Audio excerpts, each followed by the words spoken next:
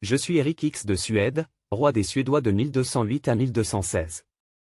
Mon règne fut marqué par des luttes dynastiques, des alliances stratégiques et des efforts pour stabiliser le royaume face aux menaces internes et externes. Mon histoire est celle d'un souverain qui a dû se battre pour son trône et s'efforcer de gouverner un pays en proie au conflit. Je suis né vers 1180 dans la puissante famille des Folkungar, une lignée influente en Suède. Mon père, Knut Eriksson, avait lui-même régné sur le royaume, et c'est en revendiquant son héritage que je suis monté sur le trône. Mais avant d'atteindre cette position, je dus affronter Sverker II, un roi issu de la dynastie rivale des Sverker.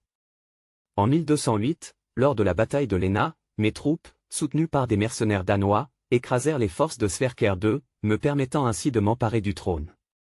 Toutefois, mon pouvoir restait fragile.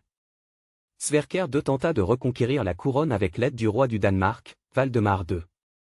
Mais une fois encore, en 1210, à la bataille de Gestilran, mon armée triompha, mettant définitivement fin aux ambitions de Sverker II, qui trouva la mort sur le champ de bataille.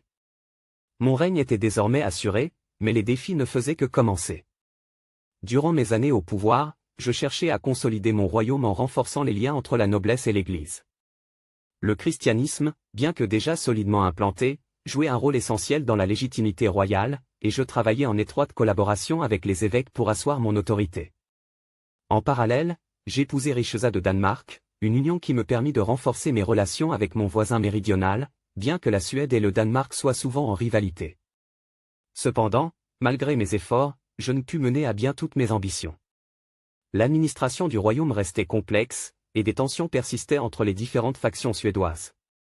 De plus, la menace des peuples voisins, notamment des Novgorodiens à l'est, demeurait une préoccupation constante.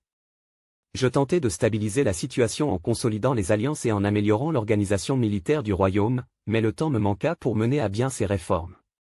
En 1216, la mort me surprit prématurément, laissant mon fils Johan trop jeune pour gouverner. Mon épouse, Richeza, dut se réfugier au Danemark, et la Suède entra de nouveau dans une période d'instabilité. Pourtant, mon règne marqua une étape clé dans la consolidation du pouvoir royal en Suède et ouvrit la voie à la dynastie des Folkungar qui jouerait un rôle majeur dans l'histoire du pays. Ainsi s'acheva mon histoire, celle d'un roi qui, malgré les guerres et les intrigues, tenta d'unifier et de renforcer son royaume.